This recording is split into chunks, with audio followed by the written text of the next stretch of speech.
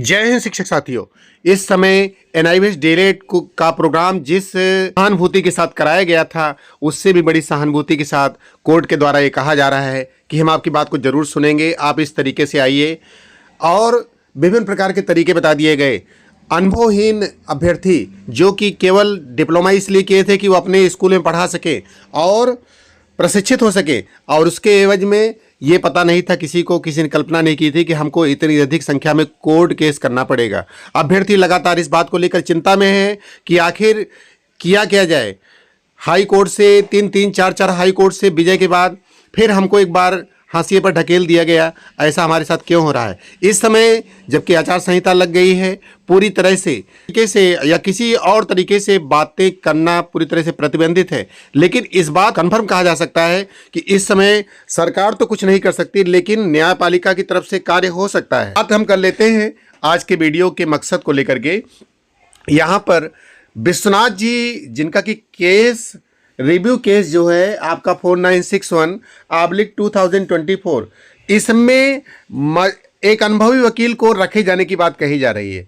यहाँ पर पप्पू सर ने पिछली बार अनुभवी वकील रख करके, जो कि सुप्रीम कोर्ट के पटल पर खड़ा होकर के एक बार शेर की तरह दहाड़ा है और एक अच्छी, कह सकते हैं कि अच्छी बहस की गई थी जस्टिस हिमा कोहली की बेंच पर,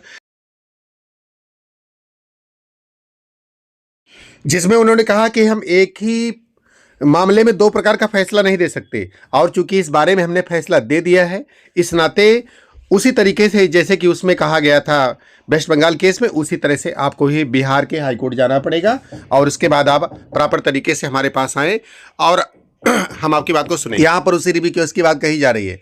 यहाँ पर रिव्यू केस को लेकर के विश्वनाथ जी ने अभ्यर्थियों से अपील की है कि वो हमारा सहयोग करें, या तो हमको कोई इंडिविजुअल सहयोग हो जो एक व्यक्ति के द्वारा हो जाए, और उन्होंने पप्पू जी का नाम भी लिया है, या फिर सभी राज्यों के अभ्यर्थी मिलकर के हमारे हाथ को मजबूत करें। यहाँ पर इसी तरह से गजट केस की तरफ भी बात कही जा रही है।